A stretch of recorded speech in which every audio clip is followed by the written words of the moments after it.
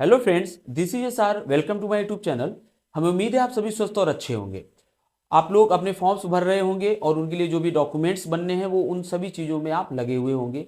साथ ही साथ आप अपनी स्टडी को भी स्टार्ट कर चुके होंगे। जरूरी है क्योंकि बहुत अच्छी वैकेंसी आई है, मौका बहुत ही बेहतरीन आया है। हम सब लोगों के लिए एक बेहतर अपॉर्चुनिटी है कि एक अच्छा अफसर को भुनाया जाए अपनी सफलता को सिक्योर करके।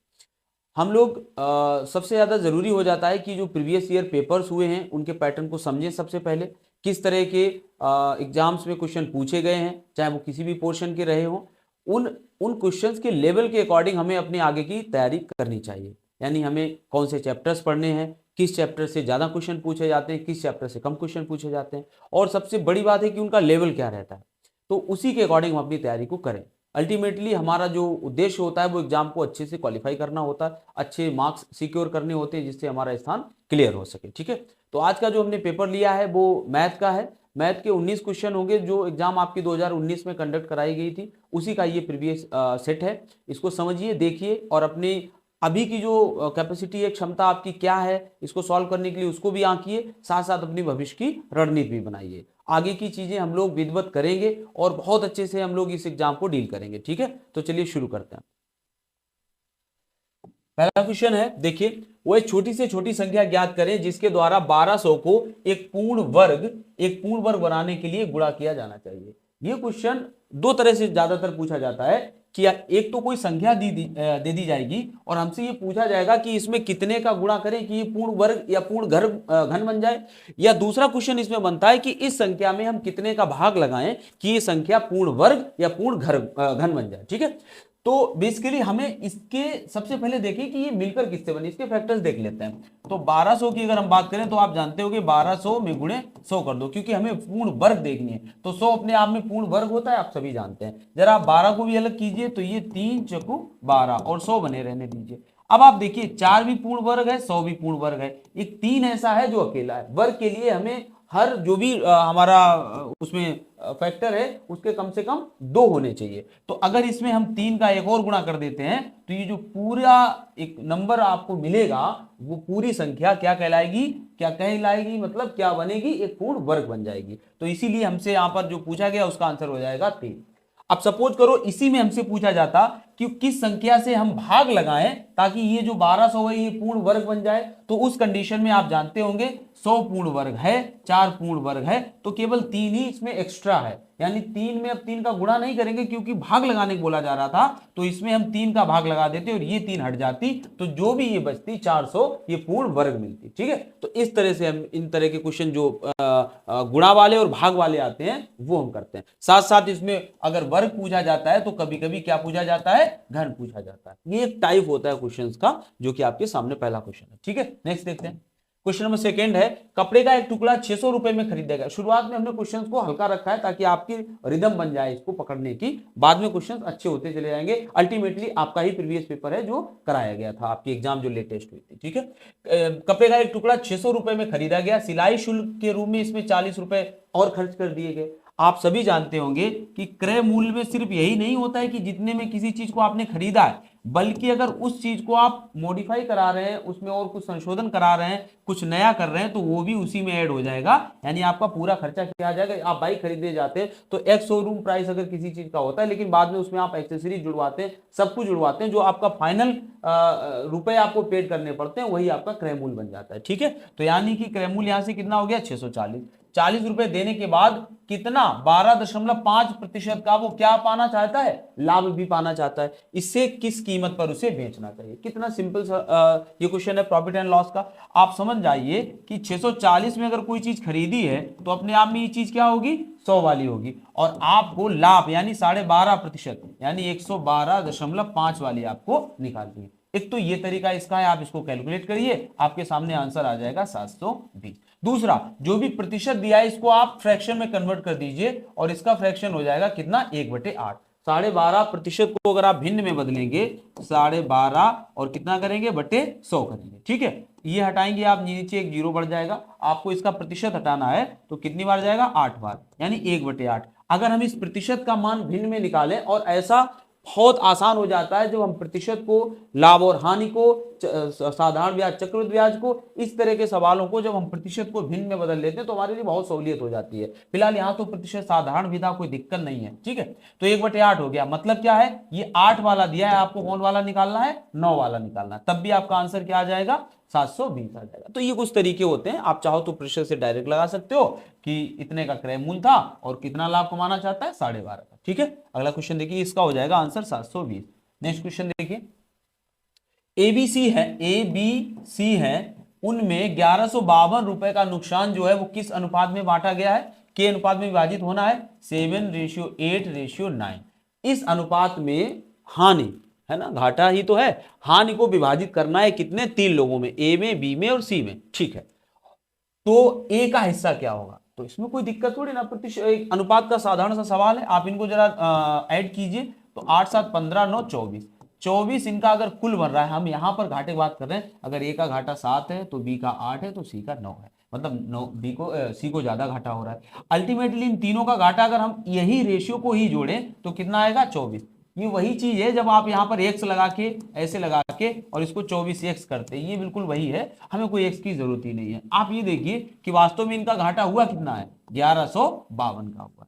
तो जब 24 का मान 1152 है, जो कि यहाँ पर हमारा मान है, और वो वास्तविक मान कितने के बराबर है, 1152 रुपए के बराबर है, तो यहाँ पर एक का मान कितना आ जाएगा, 24 का इसमें भाग लगा दीजिए, 1152/24, ठीक है। इसको आप काट दीजिए, 12 से ही एक बार काट दीजिए, 12 दूनी 24 और 12 नेमा 108, कितना 772 और 12 पंचे 60, 12 72, ठीक है। 2 से काट दीजिए तो कितना आ जाएगा, 48, ठीक है, 48 आ जाएगा, यानी एक का मान आया है 48। अब हमसे क्या पूछ रहा है वो, ए का हिस्सा बताइए। तो एक का मान अगर 48 आया है तो इसमें हम ए का हिस्सा कितना हो जाएगा, 7 × 48, 8 7 56 और 7 चौक 28, 28 5 33, यानी 336 रुपए किसका आ जाएगा, ए का हिस्सा आ जाएगा। उस जो घाटा हुआ है उसमें ए का 336 हुआ है। अगर बी का पूछा जाता तो इसी 48 में आप 8 का गुणा करते, अगर सी का पूछा जाता तो इसी 48 में आप कितने का गुणा करते, 9 का गुणा करते। अब ये बताइए, अगर इसी क्वेश्चन को ऐसे दिया जाता, 1152 कुल नुकसान ना दे करके, ये अनुपात दे करके, और वो कह देते कि ए का नुकसान 336 है तो कुल नुकसान बताओ, तब यही 336 को हम किसके बराबर करते, ये 7 के बराबर 336 करते, और कुल के लिए हमें कितने में गुणा करना पड़ता, 336 का 24 में गुणा करना पड़ता। तो सवाल को किसी भी एंगल से पूछा जा सकता है, आपको बस तरीका आना चाहिए कि हमें इसको लगाना कैसे। नेक्स्ट देखिए क्वेश्चन, अगला क्वेश्चन है, एक सेट में 3 से शुरू होने वाले क्रमागत लगातार, मतलब 5 पूर्णांक है, पूर्णांक मतलब पूर्ण संख्या जो डेसिमल में ना हो उसे पूर्णांक कहते हैं, ठीक है। तो 3 से शुरू होने वाले 3 होगा, 4 होगा, 5 6 7, 5 पूर्णांक हो गए, लगातार 5 पूर्णांक होते हैं, ठीक है। अच्छा, सेट में से सबसे बड़ा पूर्णांक हटा दिया जाए, सबसे बड़ा अगर हटा देंगे तो सेट क्या बनेगा, 3 4 5 और 6, ठीक है।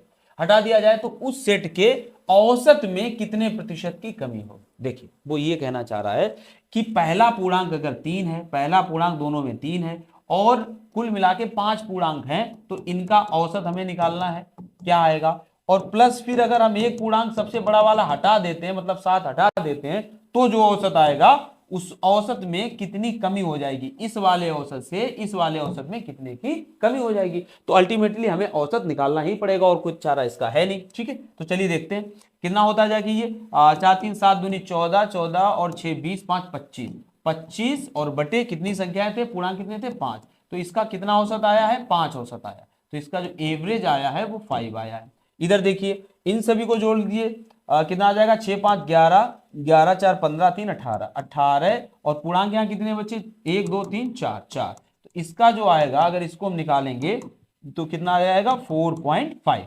अब आप देखिए जो पहले का एवरेज था वो 5 था, और जो बाद का एवरेज आया वो 4.5 आया है। हमसे पूछी जा रही कितने की कमी हो रही, तो कमी कितने की हो रही है, अगर कोई चीज 5 थी, 5 से 4.5 बची है, तो कितने की कमी आई है, 0.5 की कमी आई है। और कमी या वृद्धि हमेशा कहां से देखते हैं, जहां से वो चीज शुरू होती है। जैसे लाभ और हानि हमेशा क्रय मूल्य पे देखा जाता है, क्रय मूल्य पे देखा जाता है। जैसे कोई 600 में थी और 700 में बिकी है, तो कितने का लाभ हुआ है, आप कहोगे 100 का लाभ हुआ है, कितने पे हुआ है, 600 पे हुआ। उसी तरह से 0.5 का जो कमी आई है वो कितने पे आई है, 5 पे, तो 0.5 अपॉन 5 और प्रतिशत पूछ रहा है तो गुणे कितने का हो जाएगा, 100 का हो जाएगा। जब इसको आप कैलकुलेट करोगे तो आपके सामने कितने प्रतिशत आ जाएंगे, 10% की कमी उसके एवरेज में आई है, जो कि हमारा आंसर हो जाएगा बी। ठीक है, चलिए नेक्स्ट देखते हैं। अगला क्वेश्चन देखिए, 10 सेंटीमीटर त्रिज्या वाला एक गोला है। देखिए अगर हम गोले की बात करें तो ये एक 3D आकृति होती है और गोले का, चलिए आगे देखते हैं, उसकी त्रिज्या दे दी गई है, पिघलाया जाता है और 10 सेंटीमीटर ऊंचाई वाला एक शंकु बनाया जाता है गोले से। देखिए यहां पर 3D में बहुत ज्यादा क्वेश्चन किस तरह के पूछे जाते हैं, एक तरह की आकृति को दूसरी, उसको पिघला करके कोई दूसरी तरह की आकृति 3D बनाई जाती है। तो सबसे पहले हमें यह देखना होता है कि आयतन, चाहे आप गोले से शंकु बनाओ, चाहे घन बनाओ, चाहे घनाभ बनाओ, कुछ भी बनाओ, अगर एक 3D आकृति को आप दूसरी 3D आकृति में परिवर्तित कर रहे हैं तो उनका आयतन कभी भी नहीं बदलता है। इस तरह का क्वेश्चन आता है। एक आता है कि एक 3D आकृति दी होगी, उसमें दूसरी 3D आकृति काटी जाती है। ये दो तरह के क्वेश्चन बहुत आते हैं जो वॉल्यूम चैप्टर से आते हैं, आयतन से आते हैं। ठीक है, मेंसुरेशन का जो पार्ट होता है। हमसे यहाँ पर पूछा गया है कि 10 सेंटीमीटर त्रिज्या वाला एक गोला है, चलिए उसको पिघला करके 10 सेंटीमीटर ऊंचाई वाला एक शंकु बनाया जाता है, शंकु का व्यास ज्ञात कीजिए। तो सबसे पहले हम गोले का आयतन, हम कह सकते हैं गोले का आयतन बराबर किसका, शंकु का आयतन, कह सकते हैं ना, शंकु का आयतन, क्योंकि आयतन तो बदलेगा नहीं। गोले का आयतन बराबर शंकु का आयतन। अब गोले के आयतन का फॉर्मूला क्या होता है, 4/3 पाई आर क्यूब। कितना होता है, 4/3 पाई आर क्यूब। और शंकु का आयतन क्या होता है, 1/3 पाई, अब आर जरा कैपिटल बना दो, आर स्क्वायर एच, क्योंकि जरूरी तो नहीं है जो इसकी त्रिज्या है वो शंकु की भी त्रिज्या हो। चलिए 4/3 पाई आर क्यूब बराबर 1/3 pi capital R square H. ठीक है, अब देखिए, अब मान लगा दीजिए, सबसे पहले पाई से पाई काट दीजिए। अब यहां देखिए 3 से 3 कट गया। अब इनके मान लगा दीजिए, 4 ये है, आर का मान कितना था, वो कह रहा था 10 सेंटीमीटर त्रिज्या वाला गोला है, तो 10 की पावर कितना हो जाएगा, 3 बराबर। यहां देखिए एक कैपिटल आर स्क्वायर बना रहने दीजिए, एच का मान कितना है, 10 दिया है उसकी ऊंचाई, तो 10 का गुणा कर दीजिए। अब इस 10 से इसकी एक घात चली जाएगी, तो यहां पर कितनी बचेगी, 2 घात, तो हो जाएगा 10 दामा 100 और 100 चौकू 400, कितना 400 बराबर आर। तो आर बराबर, सॉरी आर स्क्वायर, तो आर बराबर कितना आ जाएगा 20, क्योंकि 20 का वर्ग होता है 400। तो त्रिज्या हमें पता चल गई, किसकी, शंकु की। ये त्रिज्या जो है ये किसकी है, शंकु की त्रिज्या है 20। पूछा क्या जा रहा था, शंकु का व्यास ज्ञात कीजिए। तो त्रिज्या व्यास की आधी होती है, यानी शंकु का जो व्यास हो जाएगा वो त्रिज्या का दूना हो जाएगा, 2r हो जाएगा, और 2r मतलब 40। तो 40 सेंटीमीटर जहां भी होगा वही हमारा आंसर है ना। और बहुत सरल होते हैं मेंसुरेशन के सवाल, सबसे ज्यादा सरल होते हैं, चाहे वो एरिया से रिलेटेड हो चाहे वो वॉल्यूम से रिलेटेड हो। ठीक है, चलिए आगे बढ़ते हैं। बस केवल हमें थोड़े से फॉर्मूले पता होने चाहिए, बाकी लगाने में कोई प्रॉब्लम नहीं होती, कैलकुलेशन थोड़ा सा होता है। आगे देखिए, ए बी से आधा है। देखिए ये ए है, ये बी है, ये सी है। ए बी से आधा कुशल है, मतलब जो ए है ये बी से आधा है। चलिए आगे बात करते हैं। जो सी से तिगुना कुशल है, देखो ए बी से आधा है, जो सी से तिगुना कुशल है, कौन, ये जो वर्ड यूज किया गया ये किसके लिए किया गया है, जिसके पास से बात होती है, यानी बी के लिए किया गया। फिर समझिए,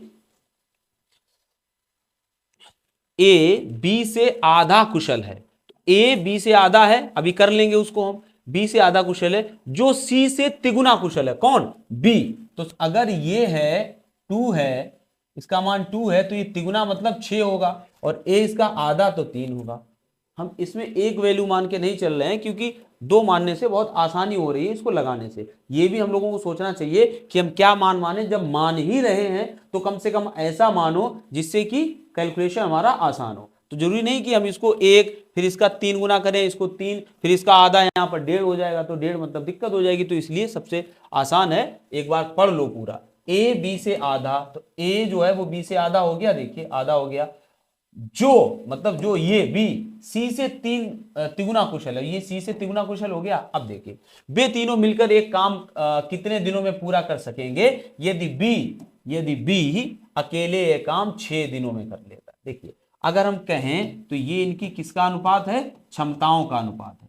ये जो दिया गया है अनुपात 3:6, एक तरह से माने अनुपात ही मानेंगे, क्योंकि इनकी कुशलता है तो उनका क्षमता की अनुपात है। क्या अनुपात है, 3:6:2। अगर इसकी क्षमता 3 है तो इसकी 6 है, तो इसकी 2 है, सबसे ज्यादा बी की क्षमता है। कह रहे हैं बी उसी काम को कितने दिनों में कर लेता है, 6 दिनों में।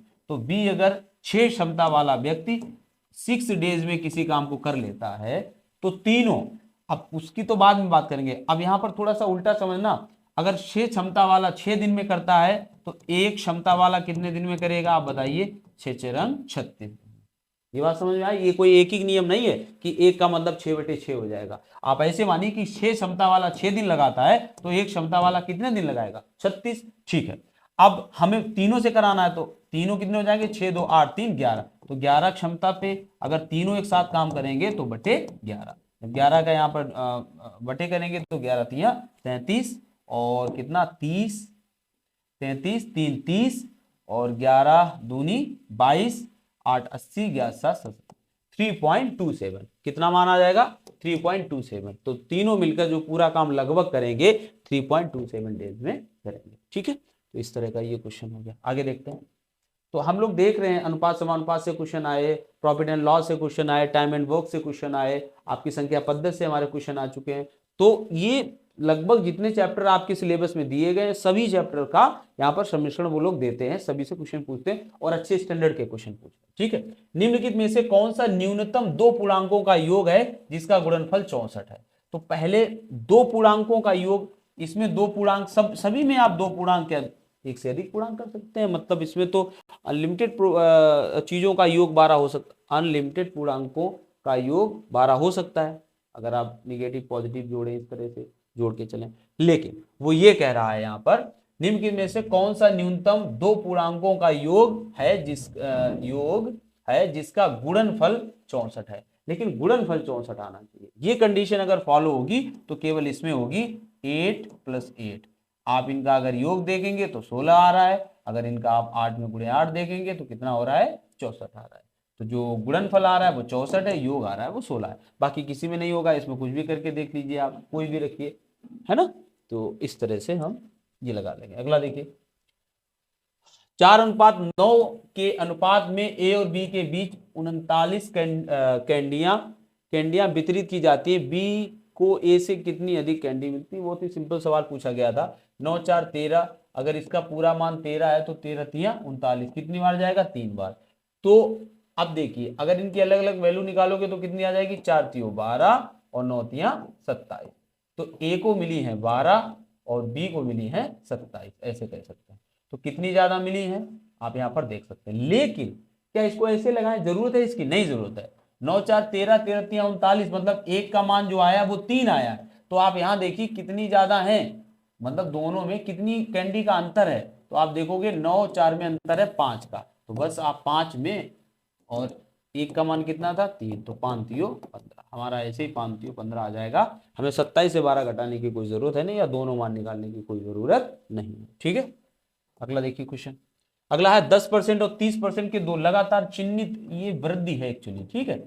चिन्हित वृद्धि करने के बाद 20% की छूट देने पर एक वस्तु 2288 में बेची गई वस्तु का लागत मूल्य ज्ञात कीजिए। जो उसका जो फाइनली बेची गई वो 2228 रुपए में बेची गई वस्तु का लागत मूल्य ज्ञात कीजिए। अच्छा, ये जो वृद्धियां दी गई इनको जरा हम लिख लेते हैं किस तरह से होगा। सपोज करो 10% की वृद्धि है, तो पहले कोई चीज 10 की थी, अब वो कितने की बिकेगी, 10% वृद्धि के बाद 11 की बिकेगी। अगर अगली वृद्धि फिर कितने की कर रहा है, वो 30 की, तो फिर से कोई चीज 10 की है और फिर से वृद्धि के बाद 30%, मतलब वो कितने में बिकेगी, 13 में बिकेगी।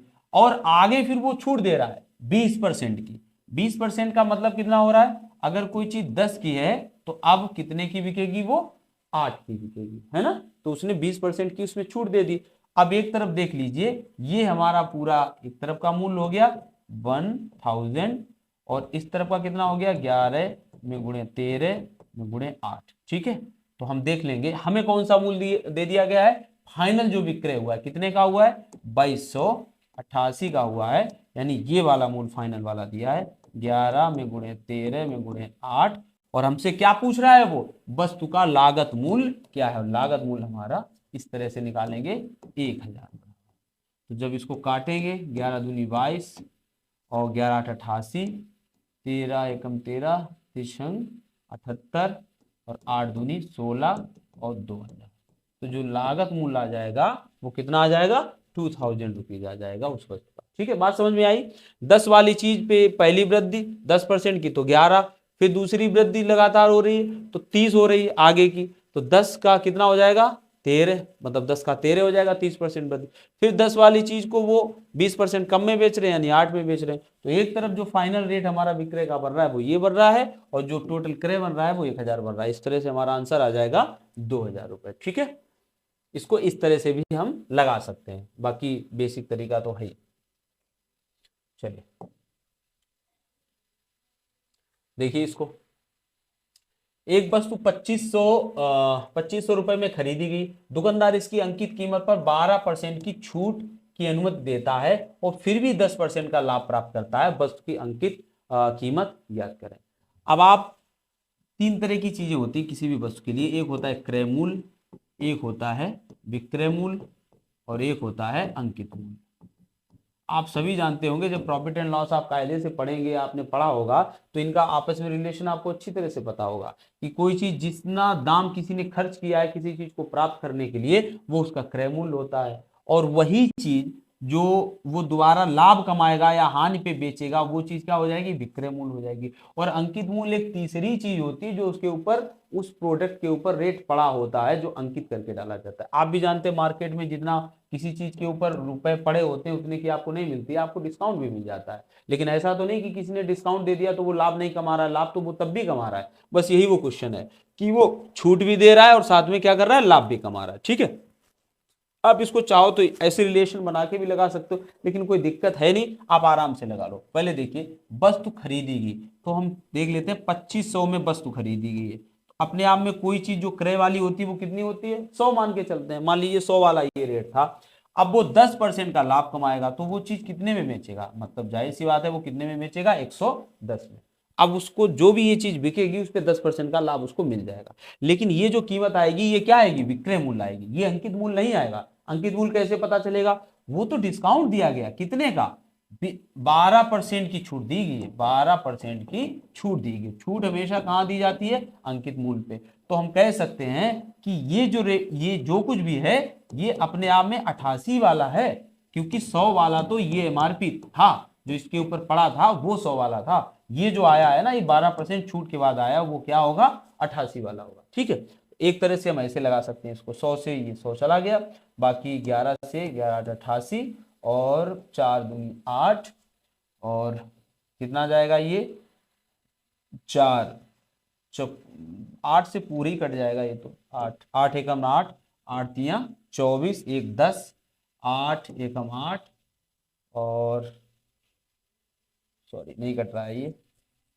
नहीं कट रहा है, 8 से तो नहीं कटेगा ना, 8 4 दूनी 8 और 4 हटाओ इसको, 25 हमें गुणे 25। ठीक है, और ये 2 है, इससे इसको काट दीजिए, यहाँ पर शायद 10 बचा था तो 5 ये हो जाएगा। आगे आ जाएगा आपका 625 में गुणे 5, 55 25, 5 दूनी 10 और 2 12 और 5 छका 30 और 1 31, 3125 रुपए। यानी कि जो वस्तु की कीमत होगी कौन सी, अंकित मूल्य वाली, वो कितनी आएगी, 3125 रुपए उसकी कीमत वो रखेगा, तब जाके डिस्काउंट भी दे देगा, तब भी उसको 10% का लाभ हो जाएगा। ऐसे आप इस बात को समझिए कि डिस्काउंट देने के बाद भी वो लाभ कमा रहा है, तो इस तरह से हम इसको लगा सकते हैं। ठीक है, नेक्स्ट देखिए, अगला है 4% प्रतिवर्ष की साधारण ब्याज प्रणाली के तहत कितने वर्ष में 1500 रुपए दोगुने हो जाएंगे। या तो आप इसको सबसे बेसिक तरीके से समझ लीजिए, क्या मूलधन यहाँ पर कितना दे रहा है, मूलधन दे रहा है 1500 रुपए। ठीक है, और दर कितनी दे रहा है, आर बराबर दे रहा है 4%, टाइम हमसे पूछा जा रहा है, बाकी ब्याज और कह रहा है, क्योंकि वो उस रकम को क्या करना चाह रहा है, कितने वर्ष में दोगुनी हो जाएगी, मतलब ब्याज पक्का ना पक्का उसको कितने रुपए का मिलेगा, 1500 का ब्याज भी मिल जाएगा, तभी तो 1500 वाली चीज 1500 दूनी होगी, जब 1500 ब्याज भी मिल जाएंगे तभी तो 3000 की होगी डबल। अब इसको आप लगा दीजिए पीआरटी वाले फॉर्मूले में, साधारण ब्याज बराबर, यानी साधारण ब्याज बराबर मूलधन में गुणे दर में गुणे समय और बटे 100, या तो आप ऐसे लगा लीजिए। ठीक है, बाकी आप चाहो तो दूसरा तरीका भी इसका है, टी बराबर आपका आ जाएगा 25 वर्ष। ठीक है, ये तो पहला तरीका हो गया बेसिक तरीका। दूसरा तरीका क्या है, आप इसको बहुत ही आसान ट्रिकी वे में लगा सकते हो, क्योंकि साधारण ब्याज है तो कोई दिक्कत नहीं। देखिए 4% बढ़ रहा है, जो भी धन है वो अपने आप में 4% बढ़ रहा है। और कितने साल में? 1 साल में 4% बढ़ रहा है। अब बताइए 4% जब 1 साल में बढ़ रहा है तो 100%, कोई कोई भी राशि अपने की दूनी कब होगी? जब वो पूरी 100% बढ़ जाएगी। 5 का अगर आप दूना करना चाह रहे हैं यानी 10 रुपए करना चाह रहे हैं तो 5 को 100% बढ़ा दीजिए, 5 और 5 और उसमें जोड़ दीजिए, यानी 4% जब 1 साल में बढ़ रही है तो 100% कितने साल में बढ़ेगी? अगर ये 25 गुना है तो ये भी 25 गुना हो जाएगा, यानी कितने साल में? 25 साल। तो आप इसको इस तरह से भी लगा सकते हैं, उसमें कोई प्रॉब्लम है नहीं। ठीक है, आगे देखिए। आगे है क्वेश्चन, 1000 2 वर्ष में कितना हो जाता है? 1144.9 हो जाते हैं। मूलधन पर सालाना किस दर से चक्रवृद्धि ब्याज लगाया गया? आपको यहाँ पर CI यानी कंपाउंड इंटरेस्ट पता करना है, और उसमें भी उसकी क्या पता करनी है? उसकी रेट पता करनी है। ठीक है, इसको लगाने के भी दो तरीके हैं। आप चाहो तो बेसिक मेथड आप अपना सकते हो। बेसिक मेथड क्या होता है? जो मिश्रधन होता है हमारा, मिश्रधन बराबर होता है मूलधन इंटू 1+r/100⁻n, यही तो आता है। मिश्रधन बराबर मूलधन इंटू 1+r/100⁻n। मिश्रधन कितना है? 1144.9 बराबर मूलधन कितना है? 1000, और 1+r का मान पूछा गया है बटे 100, और n का मान आपको पता है कितने साल की बात है? 2 साल की बात है, तो 2 हम n की जगह लगा सकते हैं। अब आप देखिए, इसको जब इधर लाएंगे तो आप इसके बटे करेंगे, आके इसको इधर लाएंगे जब, अब देखिए ये दशमलव आप हटाएंगे, इधर 0 और बढ़ जाएगी। इस पूरे का वर्ग है, वर्गमूल लेना है, इसका वर्गमूल, इसका वर्गमूल। आपको पता होगा अब जो ऊपर बन गया है वो कितना बन गया? 11,449। ये कितने का वर्ग होता है? 107 का। और जो 10,000 है ये कितने का वर्ग होता है? 100 का। और इधर कितना आ जाएगा? 1+r/100। अब ये पावर 2 है तो पावर 2 हट गई है, क्योंकि इसका हमने वर्गमूल ले लिया है। अब यहां से आप आराम से जब पूरा करेंगे तो कैसे ये 100 कैसे हो? इधर देखिए, तो 107/100 बराबर, इसको आप इस तरह से एलसीएम में पूरा कर देंगे, और ये 100 एकन 100 और प्लस r, 100 से 100 कट जाएगा, r का मान कितना आ जाएगा? 7, है ना। 100 घटेगा आके तो यार r का मान यहाँ से कितना आ जाएगा? 7%, यानी उसकी जो रेट ऑफ इंटरेस्ट होगी वो 7% होगी। ये थोड़ा सा लेंदी प्रोसेस है। अब यहाँ पर जो लोग बहुत प्रैक्टिस करते रहते हैं, सवाल लगाते रहते हैं, वो इतना नहीं करेंगे जाके, वो सीधा क्या करेंगे? कितना हो रहा है? आप एक बार हम छोटा सा लिख लेते हैं, 1000 रुपए का 1144.9 रुपया हो रहा है, यही तो हो रहा है। तो हमें जो ब्याज मिल रहा है, चक्रवृद्धि ब्याज, वो कितना मिल रहा है? वो मिल रहा है 144.9। आप 2 साल में है, टाइम तो आपको पता ही है, 2 साल में ही मिल रहा है। तो जरा ये 2 साल में कैसे मिला होगा? 2 बार साधा। तो यहां पर इसको अगर हम 2 भागों में बांटे, एक जगह पहली साल 70 और फिर दूसरी साल भी हम कितना कर दें? 70। ये मूलधन हो गया, प्लस 70 का, ये हम अपने मन में बांटेंगे। 144 को आप 2 भागों में ऐसा बांटिए कि आराम आराम से 2 चीजें बन जाएं। बाकी पॉइंट से कोई प्रॉब्लम मत रखिए, क्योंकि वो दूसरी साल में आप भी जानते हैं कि इस वाले, ये अगर पहली साल है और ये अगर दूसरी साल है, ये तभी होगा जब आप काफी इन सवालों को लगाएंगे, तभी इस तरह का सोच पाएंगे। अगर 144 को हमें बांटना हो, देखिए 140 तो लिखा नहीं होगा, मतलब आप यहाँ 70 कर दो, यहाँ 70 कर दो, क्योंकि ये साधारण ब्याज नहीं है, ये है चक्रवृद्धि ब्याज। तो जाहिर सी बात है कुछ ना कुछ पॉइंट में वैल्यू आएगी। और वैसे भी आपको जो ऑप्शन दिख रहे हैं वो आपको पॉइंट में ही ले जाने वाले ऑप्शन दिख रहे हैं, कहीं 10% 20% नहीं दिया है। ठीक है, तो हम यहाँ पर क्या करें? यहाँ पर हम यही कर सकते हैं कि 144 को हम कुछ ऐसा बांटे कि बराबर कुछ ऐसा मान आ जाए, एक पूर्णांक मान यहाँ पर मिल जाए, पूर्णांक मान यहाँ पर मिल जाए। तो हम इसको 72 नहीं कर सकते, हम इसको 70 करेंगे, क्योंकि अल्टीमेटली हमें इस 70 का भी तो ब्याज यहाँ लिखना है। इस 70 का ब्याज किस दर से लिखें? तो अब हम दरों की तरफ देख लेते हैं, और बचा कितना है? मात्र 4 रुपए 90 पैसे। तो 7% ही 7×7 = 7% ही जो लगेगा वो इसका 4 रुपया 90 पैसा होगा। अब इन सभी को अगर आप जोड़ोगे तो आपका मान आ जाएगा 144.9। 70 7 दूनी 14, 140 यहाँ से, और 4 रुपया 90 पैसा वहां से। ठीक है, तो आप चाहो तो इस तरह से भी सोच सकते हो। ठीक है, चलिए। बाकी एक चीज और होती है, आपको एक दर कोई बीच वाली उठा करके चेक कर सकते हैं। कोई भी दर आप एक उठा लीजिए, सपोज 7 उठा लीजिए या 8 उठा लीजिए, आपको तुरंत पता चल जाएगा कि इसके ऊपर वाला ऑप्शन होगा या इसके नीचे वाला। बाकी कोई ज्यादा दिक्कत है नहीं। अगर 2 घातों तक 3 घातों तक पूछा जा रहा है तो कोई दिक्कत नहीं है, आप मेन रूल से भी लगा सकते हैं। देखिए बी और सी एक काम 40 दिनों में करते हैं। अगर बी और सी मिल जाते हैं तो किसी काम को कितने दिनों में कर लेते हैं? 40 डेज में कर लेते हैं। ठीक है, कर सकते हैं, जबकि ए बी सी वह काम 20 दिनों में कर लेते हैं। अगर ए बी और सी तीनों मिलकर काम करते हैं तो वही काम कितने दिनों में कर लेते हैं? 20 दिनों में वही काम कर लेते हैं, 20 डेज में वही काम कर लेते हैं। ए अकेला काम को कितने दिन में पूरा करेगा, है ना? कितना प्यारा सवाल है। जब बी और सी मिलते हैं तो 40 दिन में काम होता है, जब तीन मिलते हैं तो 20 दिन में काम होता है। तो एक इसका एलसीएम ले लिया जाता है। क्या ले लिया जाता है? एलसीएम। और इसको हम क्या कंसीडर करते हैं? माना कुल काम। माना कुल काम, हमने 40 काम मान लिया। इसको मानने से बड़ा आराम रहती। कैसे? मान लीजिए 40 मान लिया तो अब ये दोनों से डिविजिबल होगा, दोनों से कटेगा। ये कैसे? अगर 40 ही काम है, सपोज करो 40 गड्ढे खोदने हैं, तो जो बी और सी मिलके खोदते हैं ये 40 गड्ढे 40 दिन में ही खोदते हैं। 40 गड्ढे 40 दिन में, ये मान लीजिए गड्ढे ही है, काम का मतलब है ये क्या है? गड्ढे। तो 40 दिन में 40 गड्ढे खोदते हैं, तो एक दिन में कितना गड्ढा खोदते होंगे? एक। तो इनकी क्षमता कितनी हो गई? एक दिन की एक। ठीक। अब ये 20 दिन में अगर तीनों मिलकर 40 गड्ढे खोदते हैं तो ये एक दिन में कितना काम करते होंगे? दो काम करते होंगे। ये कितना काम करते होंगे एक दिन में? एक काम। ये एक दिन में कितना करते होंगे? दो काम। या इसको दूसरी लैंग्वेज में हम कह दें, यही इनकी क्षमता का भी क्या है? अनुपात है। क्या? 1:2। ये करता है एक काम और ये करता है दो काम। ठीक है, ये करता है एक काम, ये करता है दो काम। अब देखिए, जब यहां 3 है तो इनकी क्षमता 2 हो गई। जब यहां बी और सी थे तो इनकी क्षमता 1 थी। तो यहां पर किसकी क्षमता ज्यादा है? आप कहोगे यहां बी और सी तो है, मात्र ए जुड़ा है, तो ए की अपने आप में क्षमता कितनी होगी? 1 होगी। भाई दो जब तीनों की है, एक इसकी है, तो ए की कितनी होगी? 1। तो एक क्षमता वाला अब वो पूछा जा रहा है ए कितने दिनों में काम को कर लेगा। तो ए कितने दिनों में कर लेगा? जब एक क्षमता है तो ए भी 40 गड्ढे 40 ही दिन लगाएगा। कितने दिन लगा देगा? ए भी उसको खोदने में कितने दिन लगा देगा? 40 दिन पूरे लगा देगा, और उसका काम समाप्त होगा आफ्टर 40 डेज। ठीक है, चलिए नेक्स्ट देखिए क्वेश्चन।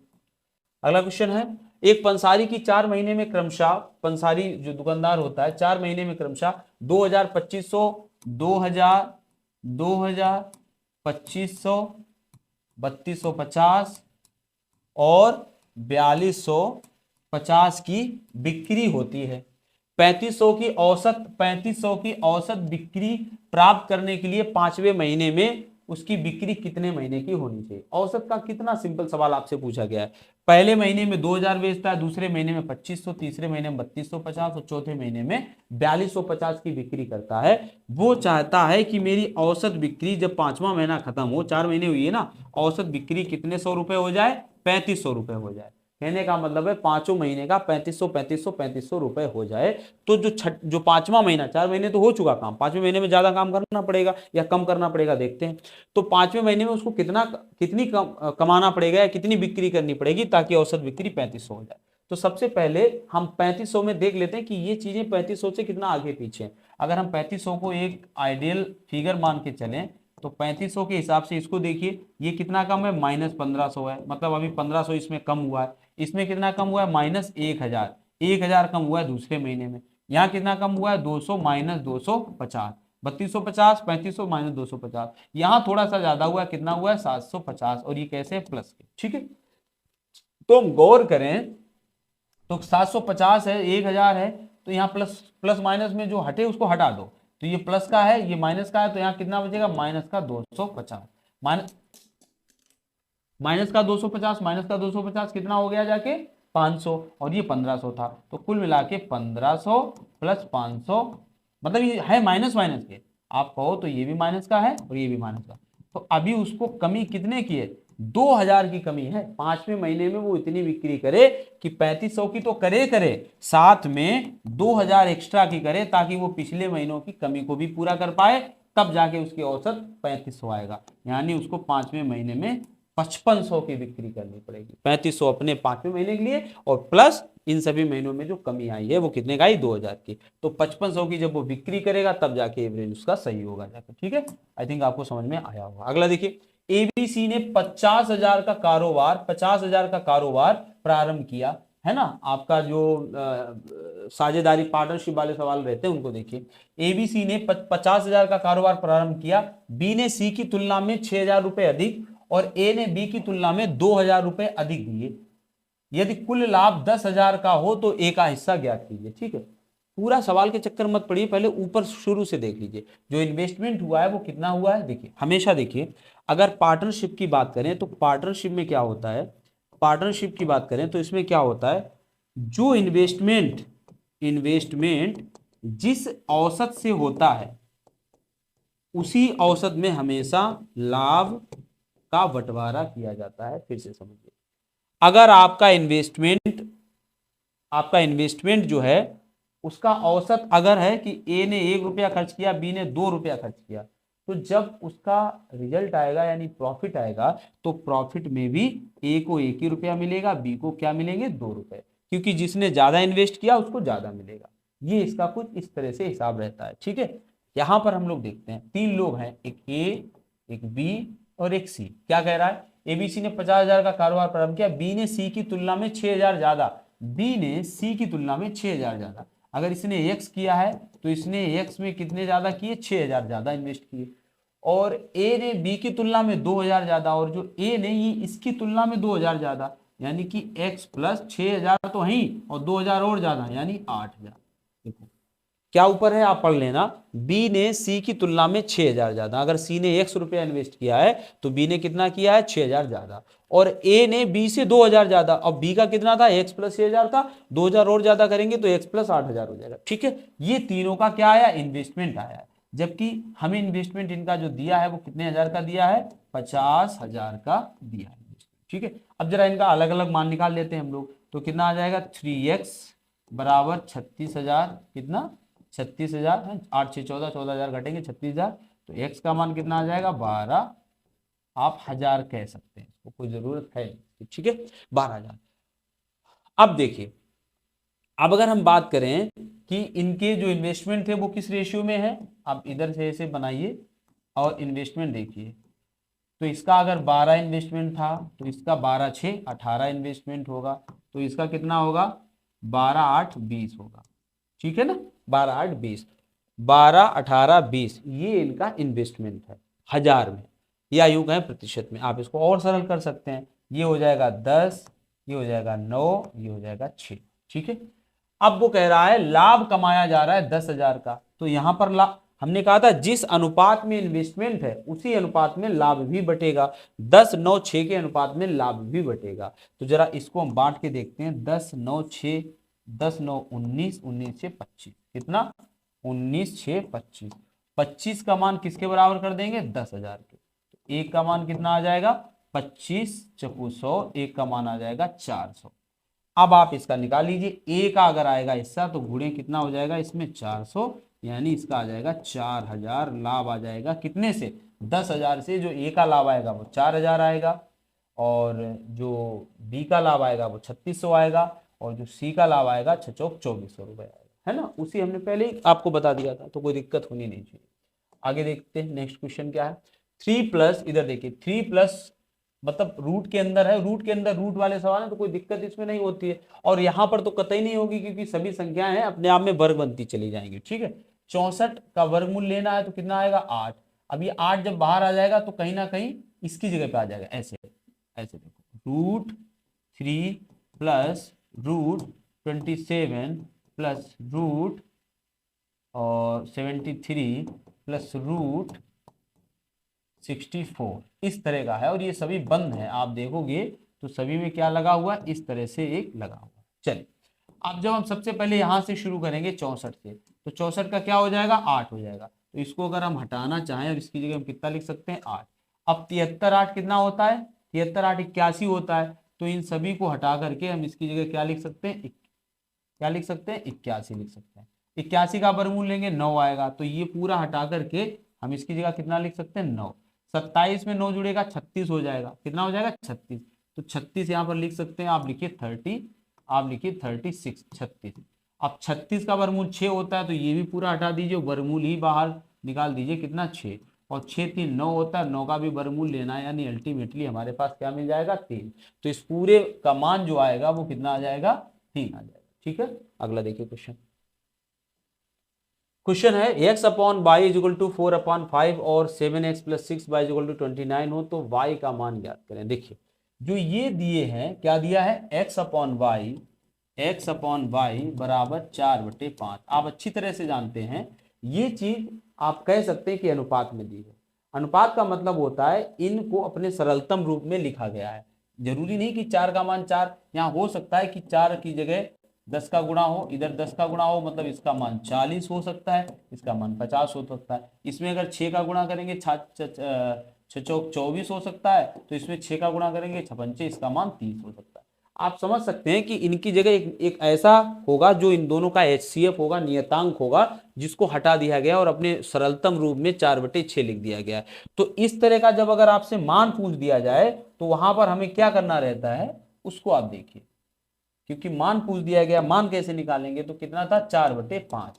हम कह सकते हैं कि x का मान यहाँ पर 4 ना होकर के k मान लीजिए, k 4 है। जो यहाँ पर दोनों जगह हटा है वो कितना कितना हटा है, k हटा है।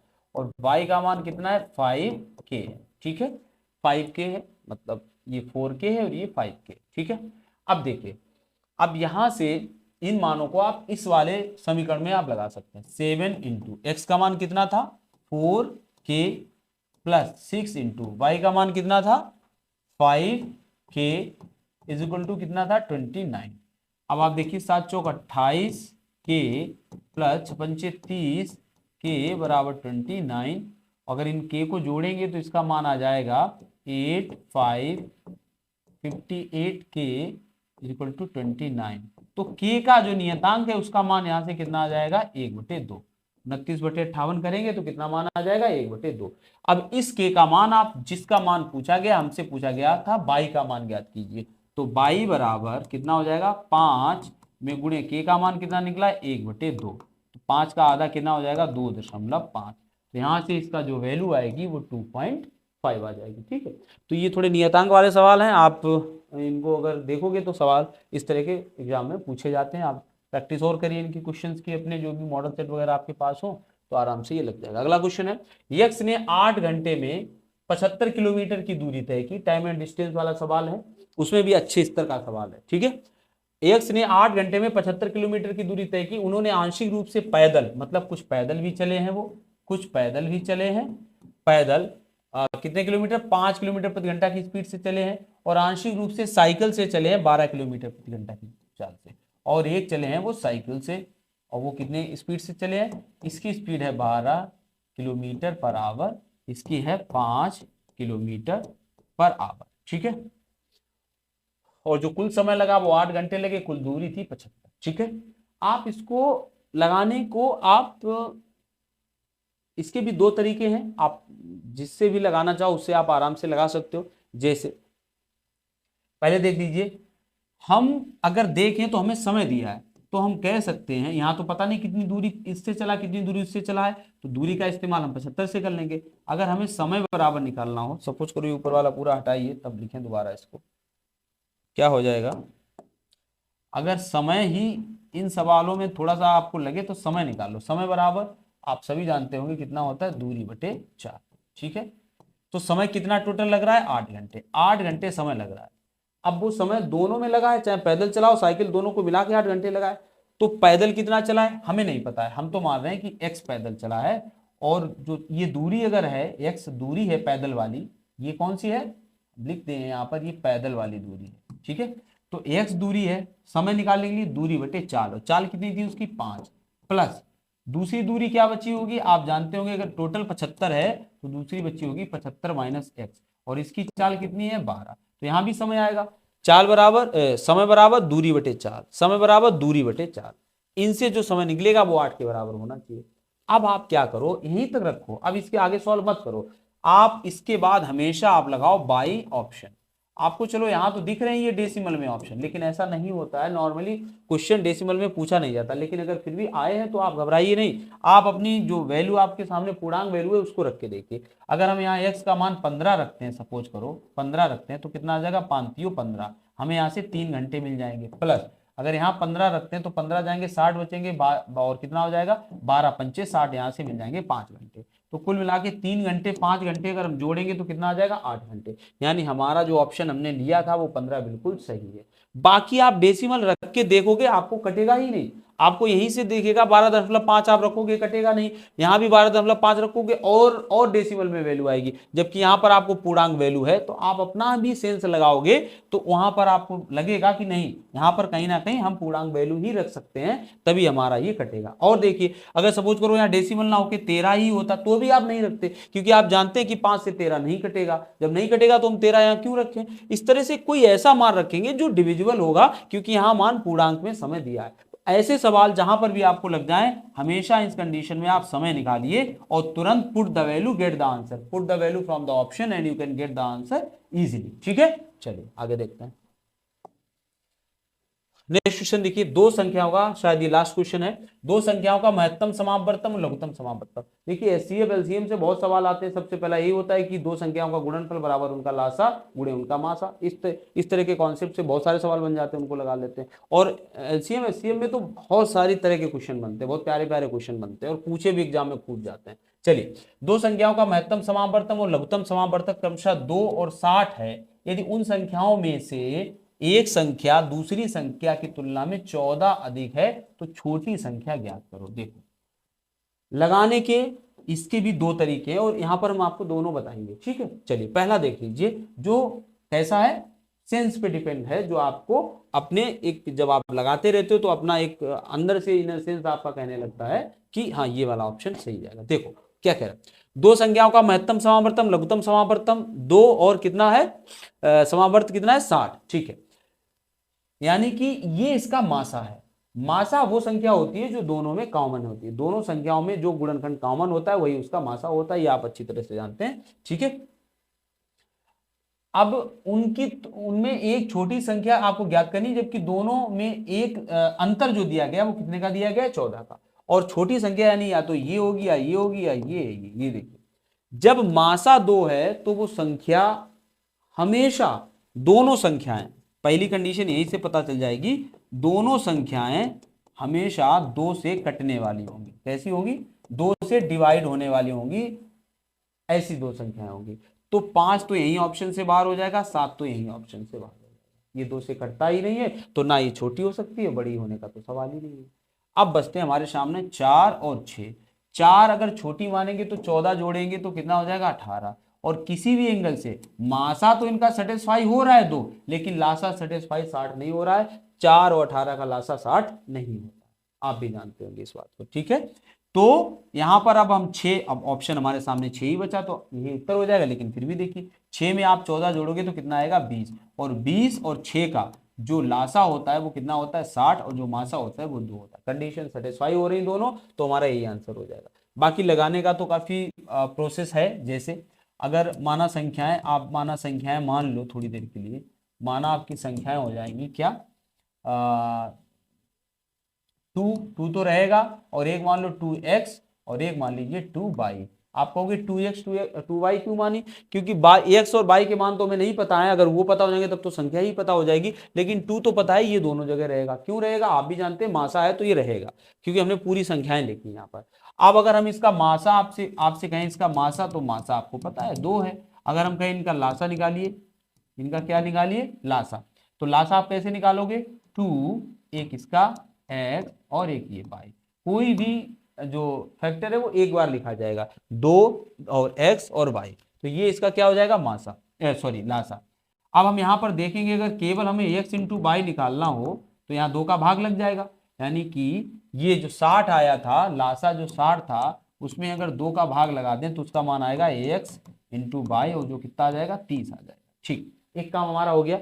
दूसरा उन संख्याओं का अंतर, तो उन संख्याओं का अंतर जरा देखिए, हम कहेंगे 2x माइनस 2y, और अंतर कितना है, 14 का है।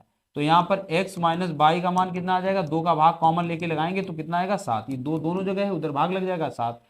अब बताइए, दो ऐसी संख्याएं, अब सवाल क्या बन गया, दो ऐसी संख्याएं जिनका गुणनफल तो 30 है लेकिन उनका अंतर 7 है, वो बताओ। तो आप भी जानते होंगे, अगर एक हम 10 लें, दूसरी 3 लें, तो 10 3 30 होता है, और उनका अंतर 10 में माइनस 3 बराबर 7 होता है। यानी एक x का मान होगा 10 और y का मान होगा 3, x का मान होगा 10, y का मान होगा 3, और यही यहाँ लगा दीजिए। 10 लगाओगे x की जगह तो ये हो जाएगा 20, और 3 लगाओगे y की जगह तो 3 दूनी 6, तो हमारी दोनों संख्या मिल गई 20 और 6। तो जो छोटी संख्या है वो 6 है, यही हमसे पूछा गया था। ठीक है, तो इस तरह से हमारे क्वेश्चंस हुए जो प्रीवियस ईयर था 2019 में इसका पेपर कराया गया था 18 वाला, ठीक है। उसके ये सभी मैथ के क्वेश्चन थे, आपने इनका लेवल देखा, इनका पैटर्न समझा, आगे की रणनीति बनाने में आपका बहुत ज़्यादा हेल्प करेंगे इस तरह के क्वेश्चन, ठीक है, कि हमें किस चैप्टर को कितनी हद तक पढ़ना है। और हम पूरा प्रयास करेंगे इसमें आपको मैथ और रीजनिंग में जितना कुछ करा पाए, जितना कुछ हो पाए टाइम के अकॉर्डिंग, उतना आपको देने का पूरा प्रयास करेंगे।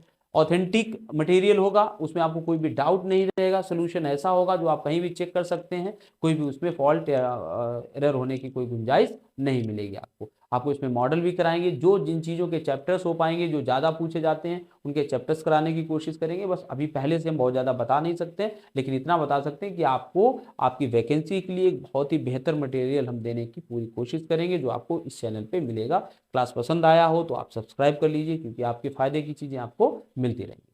Thank you.